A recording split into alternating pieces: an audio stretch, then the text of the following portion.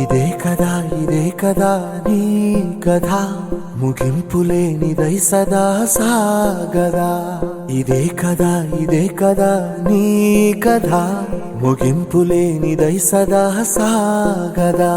నీ కంటి రెప్పలంచున మనస్సు నిండి పొంగిన ఓ నీటి బిందువే కదా నువ్వెతుకుతున్న సంపద. ఒక్కొక్క జ్ఞాపకానికి 100 ఏళ్ల ఆయువుందిగా, ఇంకెన్ని ముందు వేచనో అవన్నీ వెతుకుతూ పదా. మనుష్యులందు నీ కథ మహర్షిలాగా సాగదా. మనుష్యులందు నీ కథ మహర్షిలాగా సాగదా.